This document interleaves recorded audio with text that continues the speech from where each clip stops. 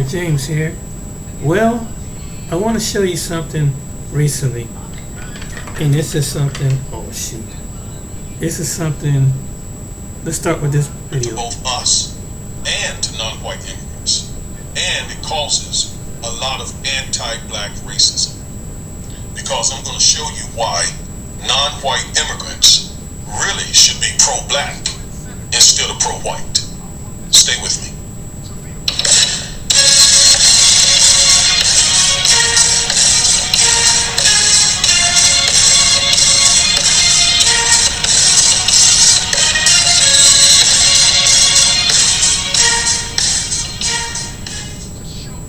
Hello, I am Attorney Augustus Corbett, one half of the Defiant Lawyers, and each and every week we bring you at least one trending story regarding politics, policies, personalities, or pop culture to empower you with the information you need to defy an unjust legal system. We hope that you're into that. We hope that you see the need for that, and if so, please like, share, comment, subscribe, and click the bell so you'll get notified when we upload one of these powerful videos. Thank you as always for joining with us, and we got some really pertinent, very important information we need to share with you about this particular topic. Before we get into it, yes, please go to Amazon, grab a copy of Education Injustice, my book, where I talk about how public schools are mistreating African American males and what you can do about it to help your son or sons or grandsons, nephews, godsons, whomever. Alright? So yes, I just hate that comparison between non-white immigrants and black Americans. Hey everyone, I am Attorney Augustus Corbett, one half of the Defiant Lawyers. Recently, I took a look at our analytics and I noticed something shocking. Many of you watch our videos and I believe you enjoy them, but you haven't subscribed yet. What are you waiting for? Again, I was shocked because I know our content is empowering and informative. Plus, our 2024 goal is to have 150,000 subscribers before the end of the year. Please help us by hitting that subscribe button, especially you young folks. We particularly want to increase our number of young subscribers. Thanks for all your continued support. We appreciate it very much. So, what I'm going to talk about generally here is what really explains the economic rise of Asian Americans. And there's an associated question too, and that is why African Americans have not created the wealth of many Asian Americans. That's a separate question. I have dealt with that many times already, and I will deal with it in the future. But right now, I'm focused on this one question. What explains the economic rise of Asian Americans? Now let's look at the data. The data is pretty stark. So, if you look here, you see that there is a huge wealth gap between African Americans and Indian immigrants. Indian immigrants are reportedly earning somewhere in the neighborhood of $150,000 per year. Then Japanese Americans are earning just under $100,000 per year. Whites, Hispanics, American Indians are all doing better than African Americans. But I really want you to pay attention to the Indian Americans because obviously they've been in the news a lot, right? You got Vivek Ramaswamy, you got Nikki Haley, and any number of other Indian Americans who are out here expressing a lot of anti-black rhetoric. And no one does that more than Dinesh D'Souza. I want to play a video of Dinesh where he's bashing black culture as if to say Indian culture is superior to black culture. Let's listen to that video. Take a look at this obscure device because that's Elon Musk's latest invention. He has been warning everyone. I've written the end of racism. Get into in much detail what you have to say here. But I mean, you start from really almost turning a lot of the liberal analysis of racism on its ear by claiming that racist society as we've known it historically, and a lot of the defenses the black communities put up against a racist society are out of date, outmoded, that they're no longer needed. Give me a little bit more insight into that background. Look, there are three possible reasons why groups can differ. The first is genes or genetic differences. The second is culture. And the third is discrimination, right? It's institutional legacy. Right. I reject both the liberal view, which holds that black failure is largely or mainly due to discrimination, and I reject the view that it's genetic. So I focus on cultural differences. And I point out, for example, that in virtually every measure of academic achievement or economic performance, we find not just whites, but immigrants, Cubans, West Indians, Koreans, leapfrogging ahead of American blacks and claiming the fruits of the American dream. I think that this is because blacks have developed a culture that represents an adaptation to historical circumstances, but one that is today in some respects a liability or dysfunctional. So clearly Dinesh blames black culture for the economic issues in the African American community, right? He says it's either one of three things: discrimination, genetics, or culture. So he rules out genetics. I guess you get a little star for that. But he rules out discrimination. We take that star away. And then he blames black culture. Dinesh, you've been in America long enough to know that discrimination is real. And he's from India.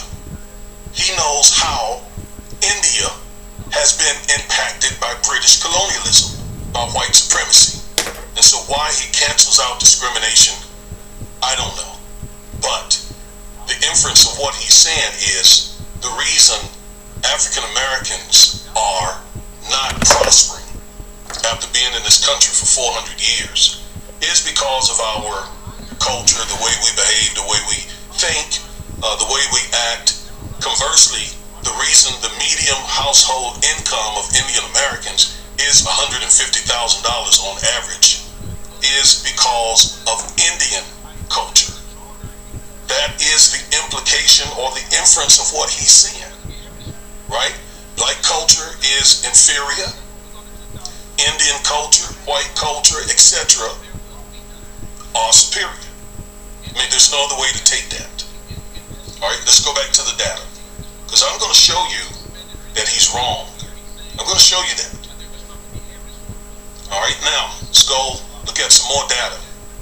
Because it's undeniable that there is a huge wealth gap between Indian Americans, you could say Asian Americans generally, and most African Americans. All right, so when we look at the income of Asian immigrants, the Indian American immigrant is well above his fellow Asian immigrants. $119,000 for Indian Americans, $90,000 for Filipino Americans, $83,000 for Japanese Americans, $82,000 for Chinese Americans, and $44,000 for Burmese Americans. All right, so the Indian Americans are at the top of that echelon. So if we look at those who have less than a 9th grade education, 2% of them are U.S. born, 16% of them are immigrants, all immigrants, and 12% are recently arrived immigrants who got here between 2020 and 2022. And if we look at the demographic who has at least a 9th grade education up through a 12th grade education, 5% are U.S. born, 9% are all immigrants, and 7% are those who recently arrived, those immigrants.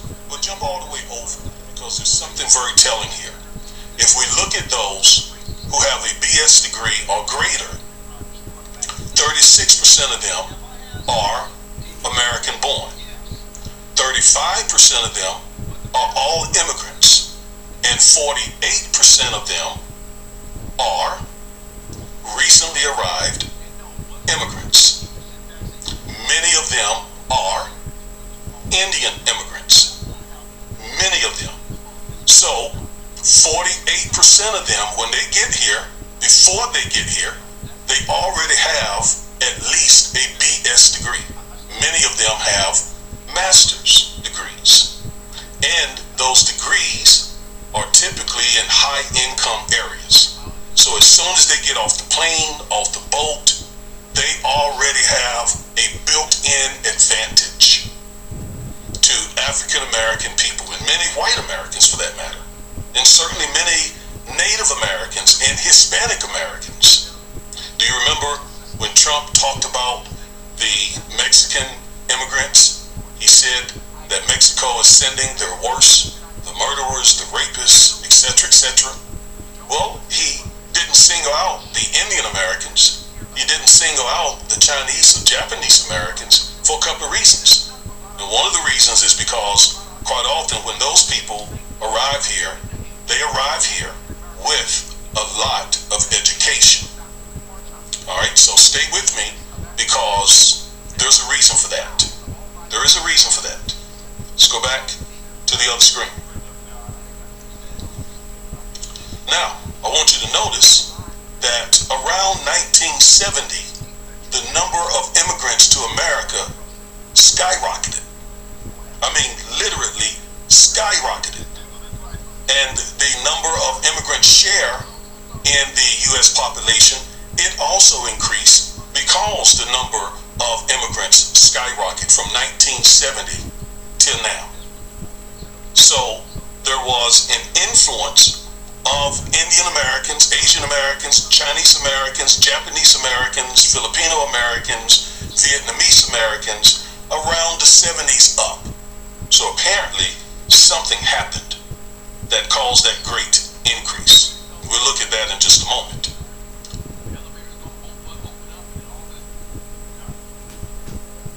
Hello, I'm Jason Hall, Vice President of Culinary Research and Development, and today I'll be...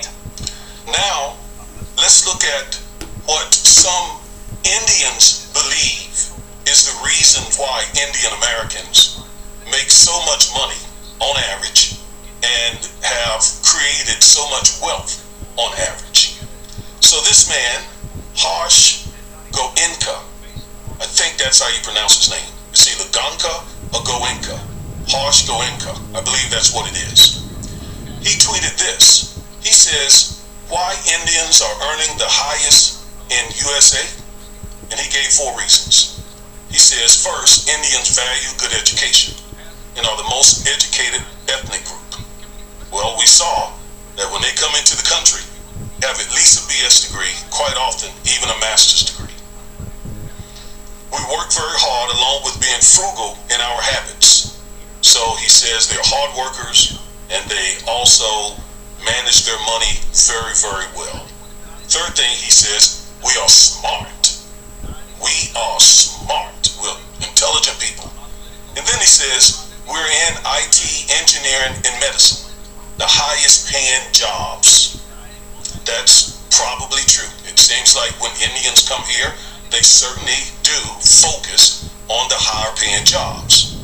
In fact, I remember in college, one of my chemistry professors was indeed an Indian American, Dr. Komar. She taught analytical chemistry. So yes, we see Indian Americans all over the place, right? And they tend to really focus on high-tech jobs, engineering, the STEM jobs, right? Science, technology, engineering, math, physics, etc. And then they oftentimes end up in medicine, end up becoming doctors, researchers. So yes, that is true. And we see that. And I'm not going to begrudge that. I recommend that African American students also focus on STEM education. But my point is, these reasons alone are not the reasons why Indian Americans are making so much money. That is not accurate. Okay? Now a little bit about Mr. Goenka, Harsh Goenka. He is a billionaire Indian who reportedly comes from a prominent Indian family. He inherited a fortune from his father. Now, I don't know, never heard of Mr. Goenka. Oh, shoot. Sorry about that. My tablet acted up. Oh, boy. Hold on. Anyway, I'll get back to that one. Because you never heard of MMIW? You've never heard of Land Back? You haven't seen them working on legislation regarding getting clean water, reclaiming their sacred land.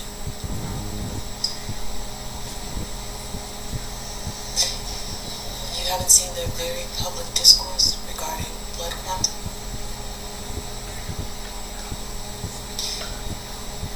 You haven't seen them discussing the $5 Indian rule.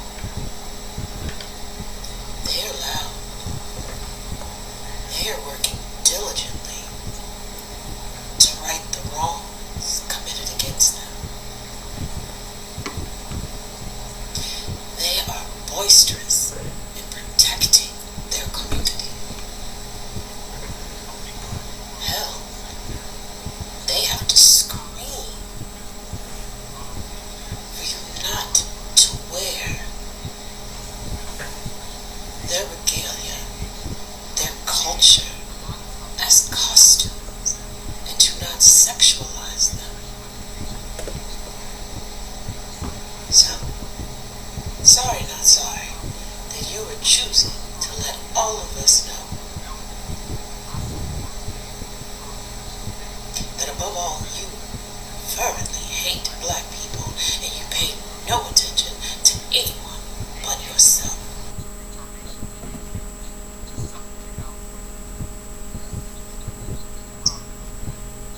So this is all I got from the stitches, and the truth is that black people have been saying this. I don't know, but yeah, they've been saying this way before now. That some people, let's say some black people actually, those are the ones that do not understand. They think that putting their kids, and predominantly we make their kids probably better or make life easier for them, but it's only I don't know, but a silly or a senseless person that would do something like that. I am of the opinion that you put your kids where they will also see people like them in the same school. It is really very dangerous putting a black child or putting a child in a school where he or she is probably one out of how many, you know? And the truth is that some of them do not listen when you tell them, but they think probably because they are in suburb and all that. When you are in suburb, like, you know, you do like it is in suburb, but the kids come back most times not complete. I don't know if you understand what I'm saying. I'm just trying to, like, you know, limit some certain things and the rest of it. Are you tired of losing money trading? Are you ready to be successful? Racism is real. AI-based And risk it's management. horrifying Brian, if co-founder of parents TrueTrade.io. are going to allow their kids or see that their kids are going through that and think because they are kids that they are going to adapt or they will grow thick skin, you know, as time goes on and all that. You are actually damaging that child and probably the child's self-esteem and all that. Microaggression, passive aggression, and the rest of it. For how long is that child going to endure? Like, for how many years that he or she is in high school or good school and or elementary or high school and all that? I mean, we can do better. Probably some people want, like, you know, people in suburb, they have good fundings and all that. But I think the child's mental health is more important than any other thing. And you are also going to find out that the child is going to be struggling. Why? Because attention is not going to be given to. If you think because he is in a, like, you know, suburb and all, they are not going to give him attention because he is not that important.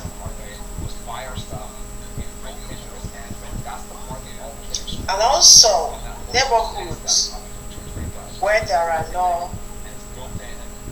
the same thing, you know, but some people do not understand. They think it's you know, I do not have any problem with people probably wanting a better life for them.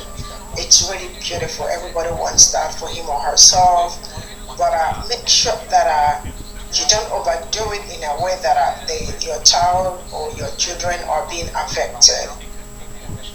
And then let's get into people that are always very quick to tell black people that they thought that black people are this, black people are that, but then they came on TikTok only to find out that black people are not what they thought they are and all that. I really don't understand what you people think we are, telling us that you used to like black women in general before I got on TikTok and realized, how black women really feel about white women. So over the reverse. See, what reverse racism are we talking about?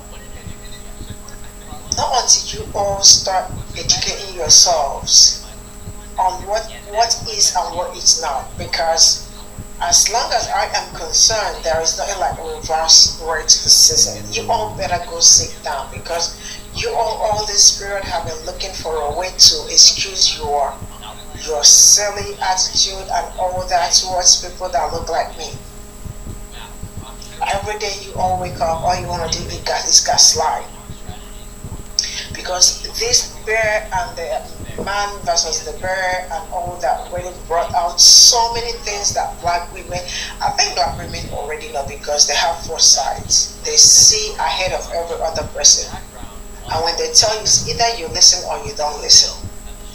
They will know this before. That's why they told them plain, we would rather work with white men than working with you, because you all are very problematic. They are very problematic. And that is also the same reverse racism that this woman also said, the one that said that my niece, they are talking about making sure that you send your school to where they can find people of their kind to enable them learn and all that, and also adapting it's easier, right? One said that my niece went to a white school, middle school in the Bronx, and she was jumped by black girls because of her curly hair when she moved to NJD. White girls here love her. You all are out there lying. What is it with her and curly, or what is it with black people? Does it mean that black people don't have curly hair, that they are going to jump on somebody for having a curly hair?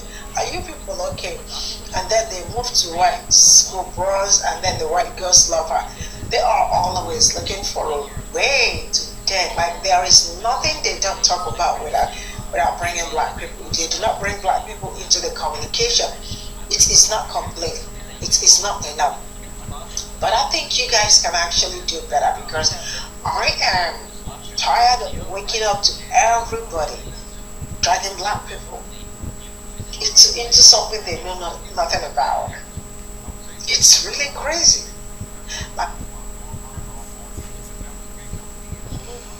You got that right.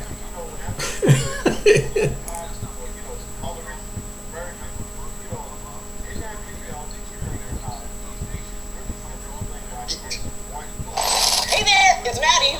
So, investing is one of the best ways to inflation-proof your wealth, right? White. Okay? And it's not going to cut it up in this system at the end of the day. Those people are going to turn around and treat you like trash. So, you can go on with that, I'm going to agree with the white people and I'm white and all that. You can go on with that mess. But reality is going to hit you right between your eyes. Okay? Your facial features, you can never get rid of. Period. You ain't cutting it. And either you're going to look all the way like them folks, or you don't. And y'all never will. You will never all the way look like them. The vast majority of you never will. So you can join in and agree with them all you want. It ain't gonna do you no good at the end of the day. And if you don't believe it, go look at how many of these folks with farms treated those migrants. They treated them like trash. That's why so many of them would just up and walk away and abandon these people with their farms, and then they would end up losing out during the harvest. They didn't have enough people to harvest the crop because they treat them like garbage. So for some reason y'all think you got some major leg up in here, and you really don't. So let's get into this story. Let's get into it. Ladies and gentlemen, you know, one defining thing I noticed whenever the topic of reparations come up, these folks talk as if the black community have not paid any taxes. We would actually be paying our own reparations through this government as well, because our community have been paying taxes since they've been working legally out here. So it's amazing how they don't want their tax dollars coming towards the reparations, but our tax dollars that black people also paid into is paying for these immigrants. It's paying for the war in Israel. It's paying for Ukraine. And your black tax dollars are paying for that too. It's paying for reparations for all these Native Indians, Holocaust victims getting money from the American government. And guess what? We did not have a thing to do with any of those issues as well. But our tax money still went towards that. And when y'all say you weren't a slave, that is the dumbest comment in the world. Many of these people getting checks, they weren't in the Holocaust. They're offspring. Many of these natives that are getting money, they weren't in the Trail of Tears. It's the offspring. The slaves weren't supposed to get the reparations. Their descendants are supposed to get those reparations, just like it is in any other group that gets reparations. It's the descendants. So if you want to question us about being slaves, how come you're not questioning the Native Indians, asking how come you gotta pay them? They're not laying in a mass grave. How come you're not saying that crap to them? Because at the end of the day, y'all, it's all about race. We are the one group they never wanted to give to. They don't want to pay for all the labor that they benefited from and still benefit from.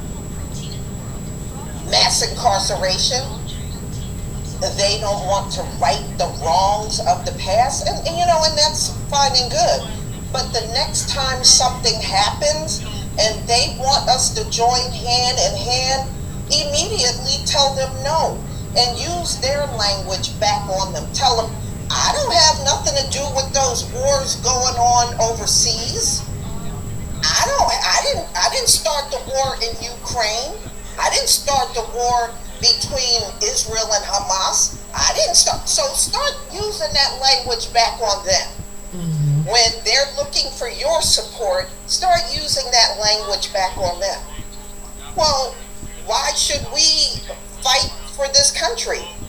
We don't have nothing to do with not one single war that was fought. Y'all started all the wars. So start using the I don't have nothing to do with language when they're in need. Just start using that from now on. So I'm going to go ahead and share my screen. I agree with it.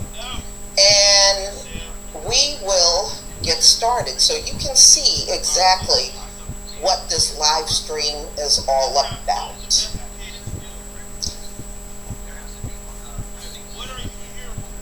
It's amazing. Everybody wants our help. But then when we need our reparations, they're very vocal about being against it.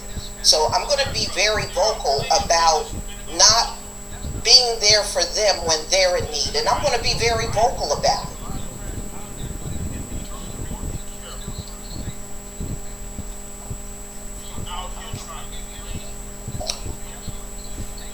Okay, please give me a 1 if you can see my screen. Give me a 1 if you can see the screen. Thank you. All right, let's get started. To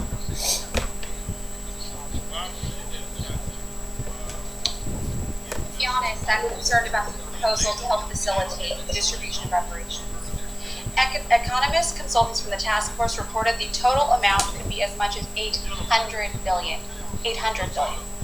That's 2.5 times the size of our entire state budget. To pay for that, you need a major tax hike, unlike anything this state has ever seen before. I recognize and acknowledge the painful part of our history. The pains of our past should not be paid by the people of today. The majority of our state is Latino and Asian, making up 55% of our population. Most of them, like me, are first, second, or third generation immigrants who had nothing to do with slavery, discrimination, Jim Crow laws, nothing. It is fundamentally unfair to force these people to pay for this, and because of that, I will be opposing today. Senator Brian. Yeah, I just want to thank our Republican colleagues for coming to committee today. After boycotting the previous committee, it's really important to go on the record and formally oppose reparations, so I want to thank them for doing so. Any other questions or comments? I want to thank Senator Bradford once again for bringing this forward. Again, as I said earlier, it's one thing if you have a commission report, what have you, but the reality is that actions are necessary, and that includes reparations. It includes, in some cases, monetary reparations. There's many different ways and different forms that can take place, as the commission report recommends. It's not going to come out of an $800 billion balloon payment from the state budget, but at the end of the day, compensation is necessary. I understand that it's hard to ask those of us currently sitting in the legislature to make those commitments, but no one asked black families over generations if it was okay to take their wealth, if it was okay to enslave them, if it was okay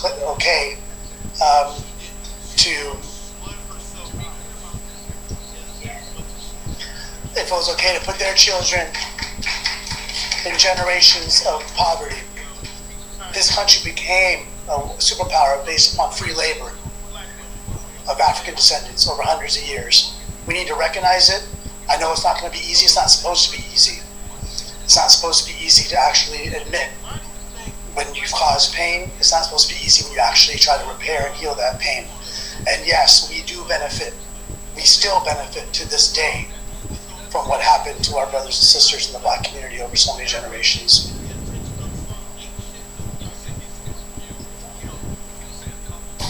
Welcome to a new edition of Capital Ideas Podcast. Listeners can expect to hear. Okay. So you heard that. Yes. That was a Latino woman. And like I said, see, these folks are trying to please their white handlers. That's what this is all about. So they see them as the winning team, and that's the side they want to be on. And that's fine and good. But what they don't get, and what all of them don't get, is we've paid those tax dollars too. And if we get reparations, part of the tax dollars that we paid into it also comes back to us. These folks didn't pay taxes by themselves, but they talk to us as if they did. And besides, why are we constantly having these "I'm not going to pay reparations" conversations anyway? That comes from the government. These people that are up in your face, they talk like this is stuff that's going to come out directly out of their pocket. No. Everybody that got reparations, the government paid the reparations. Right. They didn't knock on your door That's and true. ask you to give to a reparations fund. Right. But That's some true. of y'all talk like that's how it's going to be. That's true. I even had one say, "Oh, well, it's going to be harder for black people." Oh, okay. So you're saying you're going to go out of your way to make life even harder for black people? That just sounds like a bunch of racist talk. Yeah. Yeah. That's what that sounds like. Yeah. Yeah. But at the end of the day, y'all, it's never a problem with giving any forms of money, even to people that were not born and raised in these countries, that they're climbing the fence to get into. Right. Right. It's okay to give anybody money except for us. Right. And you can tell. Yeah. They came up with this centuries ago. Yep. They did. Mm-hmm. When they set the slaves free, they already determined we are not going to give them anything. Mm-hmm. We're not going to give them nothing because y'all all say the same damn thing. Mm-hmm. You can tell it was taught to you. Mm-hmm. It was taught. Mm-hmm. But at the end of the day, every time something happens, where's the black community? Why aren't the black people helping us? Yep. Why are the black people so quiet? Yep. Mm-hmm. Yep. Yeah. Right. And like I said, then as soon as they say that stuff, we go into the same song and dance. We don't have nothing to do with what's going on.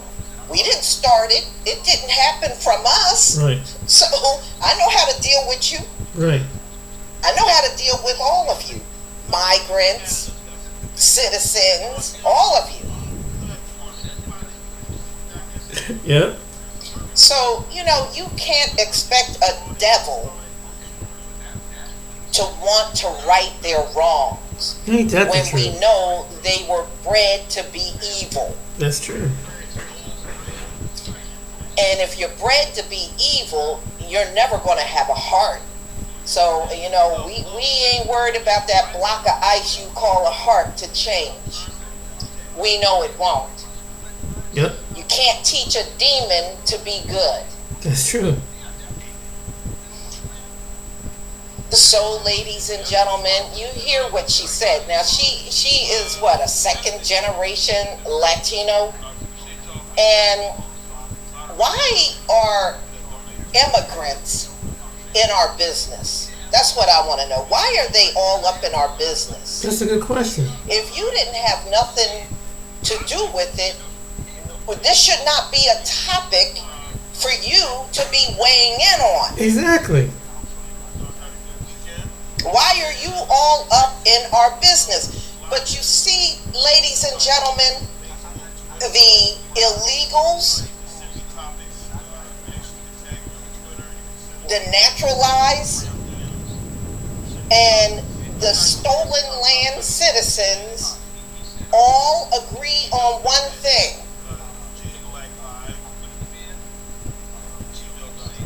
They all agree on one thing. And like I said, that you weren't a slave. I don't know where y'all must have pulled that one out of your ass. That's stupid.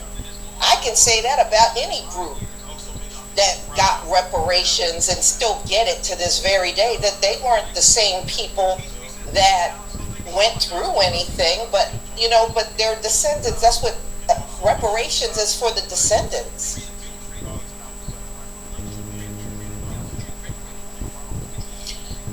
So if you're not already subscribed to this YouTube channel, go ahead and hit the subscribe button now, along with the bell icon, so you can be notified whenever a new video is posted. And if you're already subscribed, check and make sure that YouTube hasn't unsubscribed you. And of course, be sure to give the video a like, as well as share it on your social media. The white supremacists hate that. And now, the Sunday Address. Reparations from slavery and black victimization is about to be shoved down our throats for the most wretched holiday in America. BLM raised millions, but what did they do for black lives? It is outrageous to see people asking for reparations, even though they never went through slavery. These ungrateful people should be celebrated because they were born in the greatest nation to ever exist. Here's a tip. You don't like America? I don't know. The great thing about reparations is it's truth serum for a lot of people, especially black people. If there are folks who actually understand the situation that we're in and what's required to change it, then they're not going to be bashful about reparations because it's owed.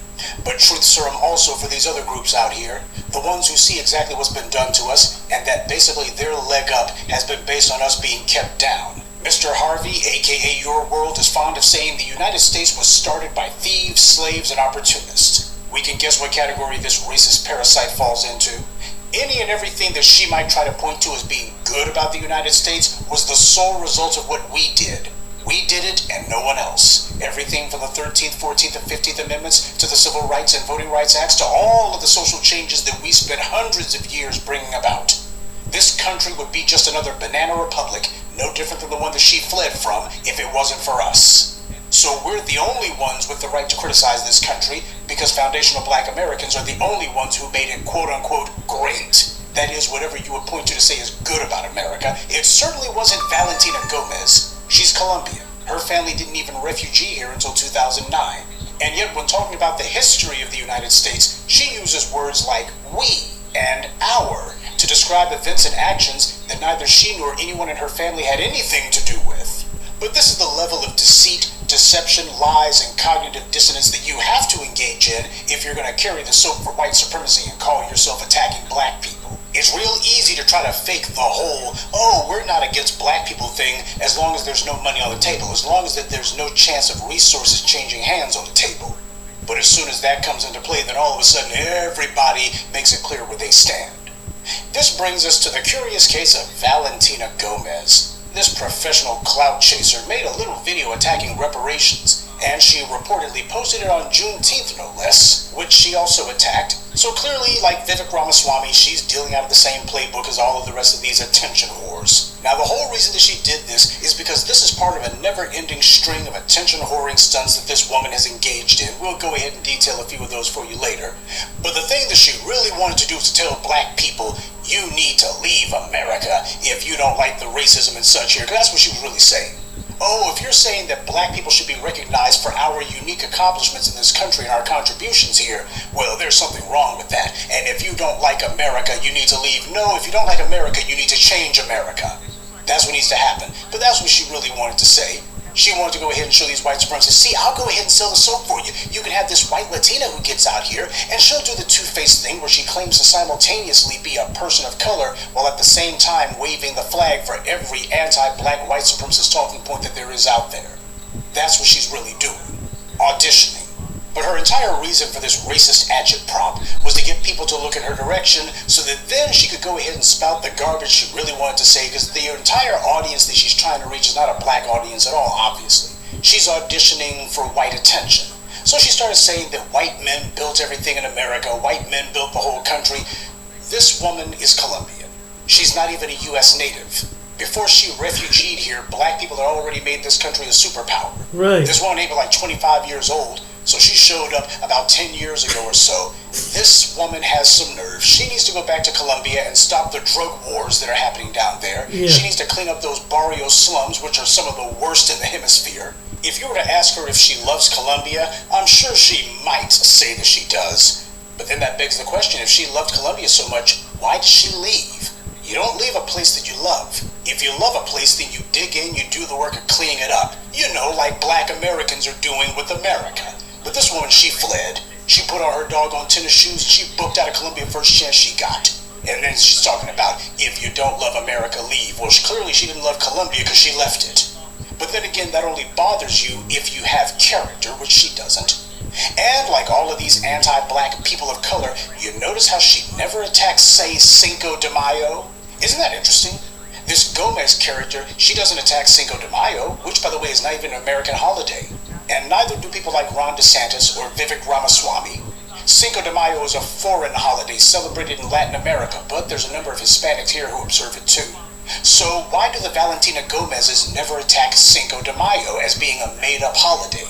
Juneteenth, or Emancipation Day as it's formally known, is a real American holiday. It's based on real historical events that happened here in the United States involving U.S. citizens.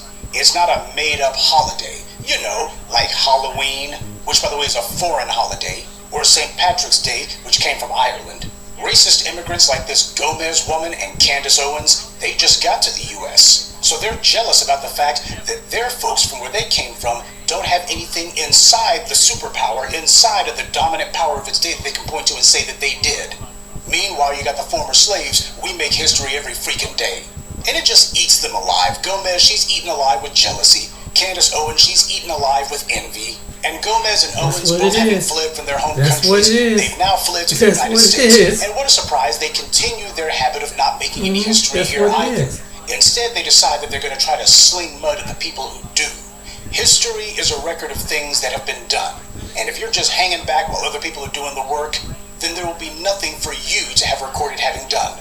Though I did get a chuckle out of her claiming that white men built everything in America, like the roads and such, I did an entire video series on reparations in which I detailed how foundational black Americans built everything from the literal Wall Street to the White House to the Capitol building to the railroads. But we already know her asinine remarks weren't meant to be factual. They were merely meant to delight anti-black racists and other assorted trash like herself who can't handle reality, who can't handle history, and can't handle the facts. So they want to ban them. But this goes to show the moral fraud of black Americans talking that allies nonsense. We're the only ones who ever talk like that. Everybody else sticks to a strict anti-black line. Reparations made this idiot's pinhead explode, and it's the perfect issue to determine who's pro-black and who's anti-black. You got a number of folks out here who hate it because it finally levels the playing field. That's the threat of reparations. It threatens the racial pyramid that every other group depends on, and it makes even black immigrants mad because the preference white power gave to some of them would also be threatened. But I will say one other thing about this harpy. Notice how at least she's saying the word reparations if only to attack it. You can't even get the Congressional Black Talkers, or rather the Congressional Immigrant Talkers, to even do that much. Reparations, they try to pretend like they don't even know anything about it. This one was actually saying the word during a political campaign. It also goes to validate that these anti-black racists, they are fully aware of what we've been doing online and offline. They hear about reparations, they know about it, and they're scared of it. See, while everybody else is sitting here, you got these shills, you got these plants and these agents and these suck-ups and bootlegs trying to say, oh man, reparations, they ain't worried about that, man, they ain't never gonna happen. These anti-black racists, they certainly seem to be concerned about it. They certainly seem to feel as if there's being progress made on that issue. Listen to what she says, it's about to be shoved down our throats. She's not sitting here going, oh, we don't want this to ever happen. She's going, oh my God, this is imminent. It's more than just the usual fear-mongering. As far as they're concerned, white supremacy believes in looking at the horizon to see what could possibly happen to threaten their power because it's so fragile. And they see what the world we're doing, what we're advocating for, and they're worried about it. The enemy knows what's up. The question is, do you? Because it tells me everything I need to know that you got these anti-black racists. They'll go ahead and say the word reparations, if only to attack it. But the people who were told by these agents and shills and these plans, well, you gotta be voting for, you can't just be sitting home and let the Republicans win. Well, if I vote for the Democrats, are they willing to say reparations at all? Sure, they'll say reparations. And they'll also say it ain't feasible. Or reparations, why? Nah, that ain't something for me to vote for. Valentina Gomez is just another example of why there's no racism other than anti-black racism. Even the other groups who are not necessarily classified as white have shown that they can and do make common cause with white supremacy where attacking black people is concerned. White supremacy has created a racial pecking order based on skin color, and even those who are beneath those classified as white will still reinforce white supremacy so long as the system continues to keep them artificially elevated above black people. This is how white power incentivizes others to uphold and protect the supreme advantages that white privilege confers, even though these other groups are not classified as white and will never get to enjoy those privileges. This woman is attention whoring for fun and profit, though in her case there hasn't been much profit in it. Previously, she had been trying to jump on the whole culture war train and attack anything with LGBT attached to it. And while that got her some cheap thrills, it didn't get her the real political traction that she wanted. She's allegedly running to be Secretary of State for Missouri, but hers is a novelty candidacy. She's not taken seriously, even by the inbred reprobates of Missouri, but she's no doubt hoping to get herself on TV, get a few guest spots on Fox News, and raise her personal profile somehow. This is not to say that this skank isn't a genuine racist. She undoubtedly is. But what she isn't is a serious political candidate. She's just an anti-black clout chaser. So she's trying to do something she hopes will be noisy, that she's hoped will get trending on Twitter and finally put her on the map and force people to give her the attention that she craves. She's hoping that by saying blatantly racist stuff on Juneteenth, this is going to get her access to the same racist financiers who fund the Christopher Rufos, the Ed Blums, and the Ron DeSantises out there. Anti-black racism is a very lucrative grift because this country has spent half a millennium stealing the wealth that black people have generated and then misappropriating it to give tangible benefits to those not classified as black. So there's plenty of dumb money out there to put into the hands of clowns who are willing to attack black people. The white right in particular has created a cottage industry out of it. Now this Gomez woman has made videos of herself burning books, and she says that if she gets elected Secretary of State, she's going to defund any libraries that carry critical race theory material. This isn't a political campaign she's running, it's a self-promotional campaign. And at this point is only about half a step away from a cry for help. Donald Trump showed that if someone is shameless enough and willing to get on social media and make a total fool of themselves, there's plenty of racist rubes and low IQ voters who will give them money or at the very least a couple of retweets. It's a nice con if you can get enough attention to make it profitable. Now this woman is an immigrant who predictably comes from a well-to-do white family in Colombia, which is one of the most racist and corrupt places in all of Latin America. Somebody comes from there and has money, you can bet they didn't get it honestly. Argentina made it a point to try to brand itself as the only white nation in all of Latin America, but Colombia has been closely behind them, vying for that sordid little crown. This woman clearly operates from the same playbook as Vivek Ramaswamy, who also attacked Juneteenth. That guy needs to stick to his pump and dump financial schemes and stay away from discussing things that he's not qualified to talk about. See, these people of color come from different countries, and yet they already know the rules of racism. Just like the Irish did in the 19th century, just like the Italians, Greeks, Asians, and Hispanics did in the 20th. Every immigrant group knows that the fastest way to ingratiate themselves with the dominant society is to demonstrate their allegiance to the racial pecking order. And that means they have to publicly, egregiously attack black people. That's the price of admission. And we know they're all aware of it because they all do the exact same thing. White Latina immigrants like Gomez never make it a point to attack Asians. Asians like Vivek Ramaswamy never make it a point to attack Hispanics either. But they all make it a point to attack black people. This is what we're talking about whenever we say that the reason you got so many people, especially on the white left, who are so hot and bothered about immigration, and we got the white right who would say, we'll go ahead and let certain of them stay, is because they look at individuals and the cultures they come from. When you look at cultures like the one that this Gomez woman comes from. Let me go ahead and chime in right here. And it's kind of funny that he mentioned Colombia, and that's where her people come from, right? But did you know? And there's a guy named Andre Crossing Borders, and it's the black guy. He's married to a Colombian woman, and one of the things he said in his video that if you mention anything about Pablo Escobar, people down there will get offended, and like in certain parts of Colombia, because he did some ratchet things, and they would get upset. And he said, it's one of the things he said you do not do when you come down and visit. No, you don't talk about politics. And it's too bad that people like her need to stay out of politics up here, since her people should have kind of told her, like, step off. This ain't the black people of how black people are in Colombia. We are different black people up here in America, and you need to get yourself educated and understand that you're teaming up. The first video, what surprised me about the Asian Indians, that's nothing surprising because they run majority of social platforms. Whenever majority of social platforms, and like the lawyers say in IT, you'll see them, and universities and things like that. Hot medicine, that's very, very true. They and most of them, and like I said, I have no problem with it. But my question is to these people, these second, third, what did we do to you? What did we do to you? What is up with you against people that have no qualms with you?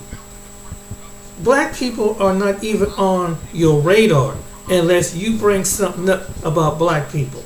But you put us right in the midst of your radar. And you think, and like you said, I'm gonna do part 2 on this. That you think that siding, you don't understand, and Rick Ashwami and this woman don't understand America thoroughly out.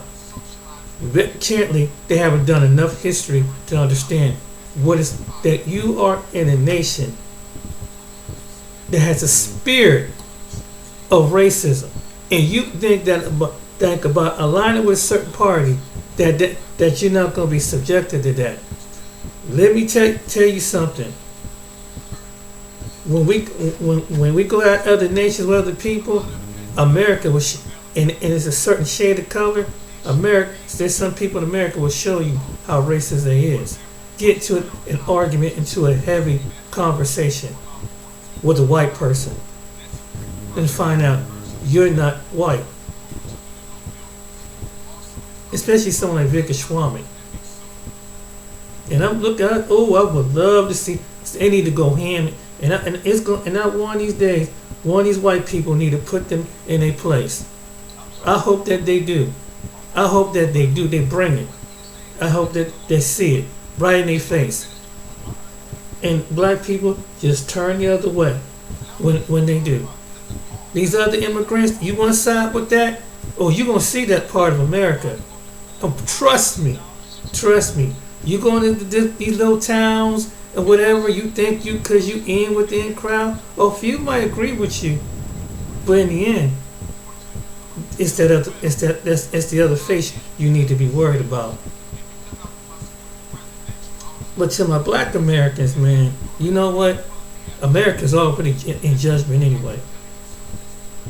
And if God bless to get it, we get it. If we don't, they're gonna wish that they're gonna give it to us.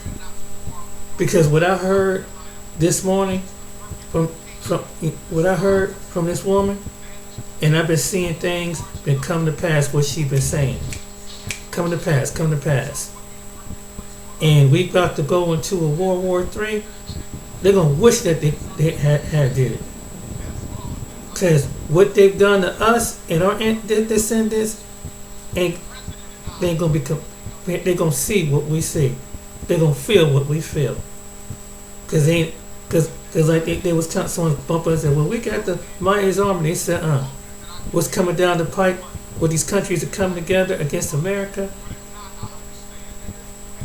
it ain't looking good.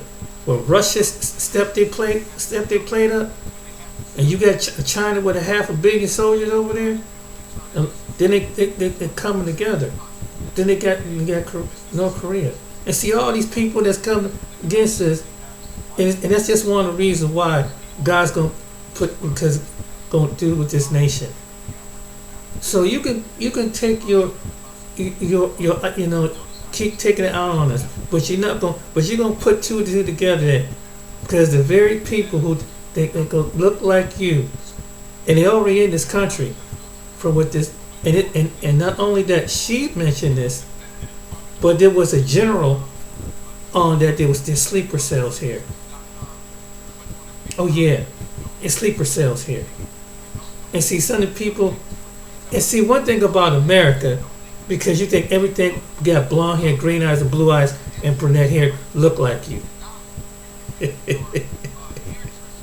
What you don't understand is the very people who you look to, you've been so conditioned to see skin, that the very people that's going to turn against you is going to be people that look like you. But here's one thing I was thinking this afternoon. Well, you think that they're loyal to your skin, they're loyal to their country. And see, America don't understand that. From what I heard what this woman said, it made a lot of sense. A lot of people come over this country, they play the part, they do the role and everything. They play that part. But some of these people, first come, first serve, their language and their culture come.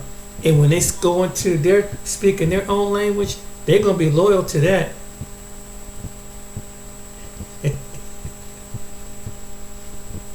And you think we could, and it's going to be people that look like some of these people that look white that's going to turn against you.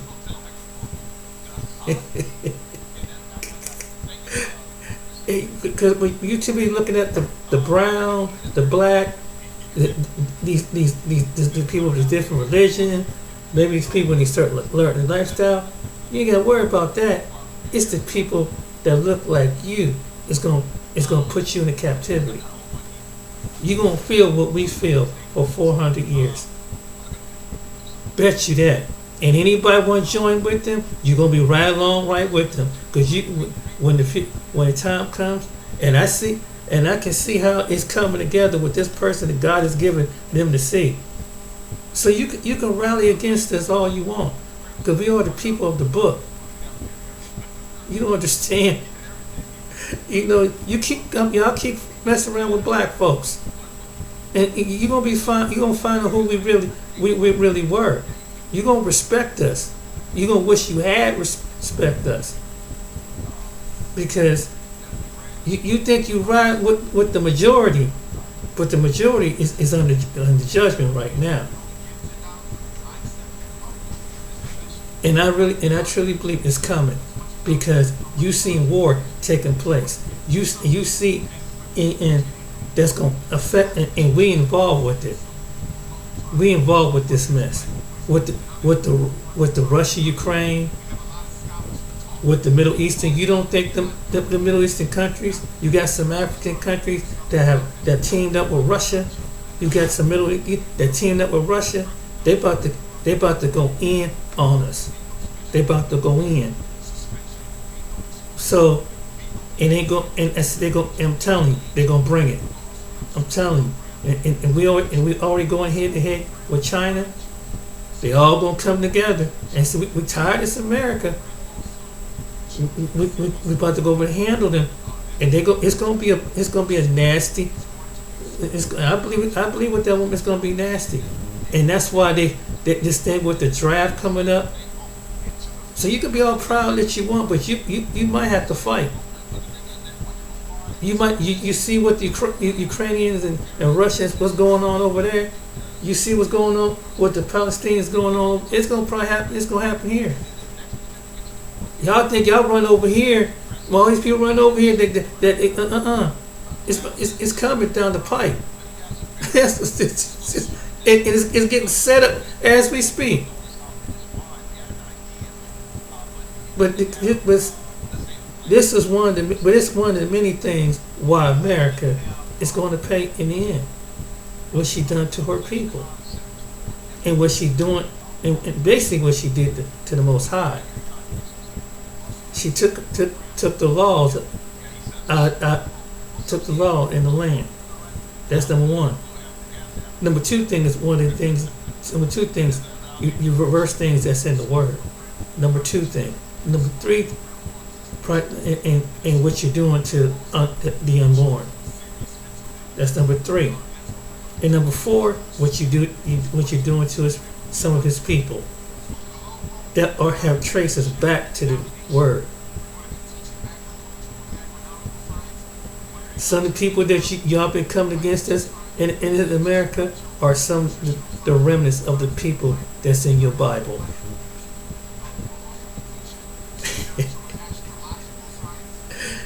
And why they being on cold with the Nazi mentality and the Klan people, you go right on over there with them. You sign up with them and come against us. Go on over there, because you gonna get it. Oh, when the time comes, you gonna get it. And to my fellow Black American, just sit back. Because you watch international news, you see it coming. You read the Bible, you see it coming. So I don't get. I'm saying, why did they keep coming against us? And you think about being with the main. What it is the upper class and upper power that they're gonna be able to save you. When stuff hit this country, then people gonna look out for themselves. It's gonna be like that one movie it was one movie where it was like. It was a apocalyptic movie, and you think because you're an immigrant, because you're light and you're white, or you're Republican. Watch when the shit hits the fan here. Your color ain't gonna matter. Your nationality, who you voted for, gonna matter. Oh, it's coming. It's coming.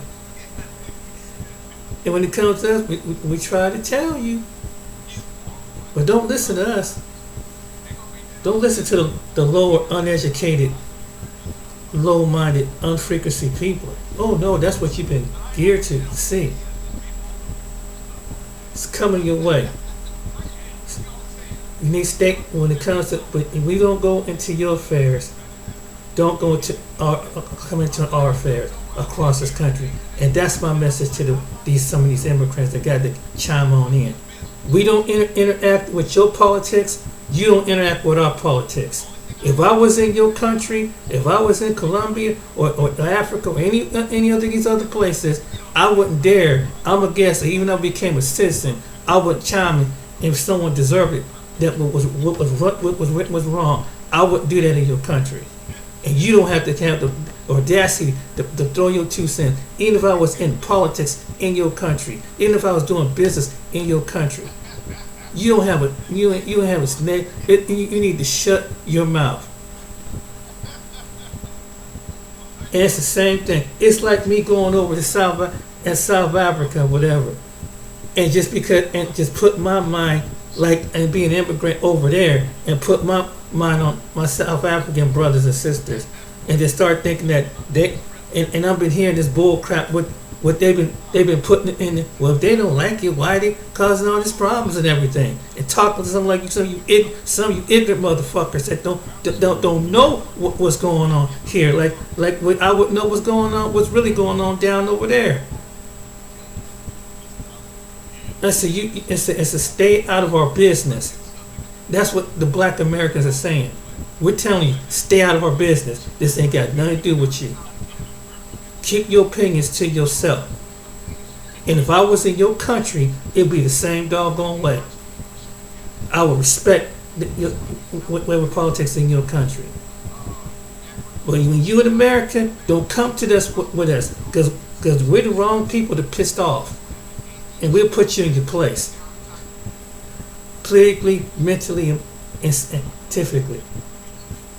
So that'd be that's for the ones that come. Their parents just came over here, and then you born. You better learn to keep your mouth shut. That might be my message to them. This ain't got nothing to do with you. This is a 400-year problem that the government did this. You ain't got a leg to stand on. It's like if I would come in your country and there was some misjustice in your country, and I'm a visitor, or if I was just a first generation person, if it was my child, I would have no say so, because it's on whatever was misjustice, what was wrong, what was done wrong to any group of people, they deserve that, and you need to understand that. And I don't care what group of people, an immigrant will come across this video. You need to stay in your place. Stay in your place. Stay out of a black American's business. That's why these videos. I want to make this video tonight. Stay out of our business. We don't chime in your politics. You don't chime in ours. And even if you was born and raised here, stay out of it. This is something between us. So that's the point of it. And I learned that even about being around different groups of people here, I don't chime in other people's business. I don't have myself business, so it's not my concern. But like Ms. Guerrero said, you're right. So when your country or your nation come up under some fire, all right, we gonna see. Hey, go look to the ones you've been looking to up as like the saviors of the world. The educated, your white gods. You'll see. You'll see. You gonna see when the crisis comes, how people really feel. You gonna see the other side of America. You gonna see it. Keep coming up against us. That'll be my message. Stay out of a black America's business. All right then. And to my black Americans out there, don't even worry about it. Because California, a place like this, is already under judgment. So it ain't going to be around for too long anyway. You see what's going on. It's falling apart. And they don't even know. They're talking crap, and they estimate about 10, 15 years, it's going to break off and fall into the sea.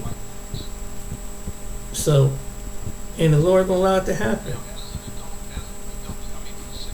And you know who I got that message out? Go check out Celestial Master Voice. She'll tell you. Alright then, guys. Take care. See you on the next video. Keep your head up and keep fighting. If they don't give it, don't worry about it. They're going to wish that they have. Trust me. Because it's going to be judgment's coming.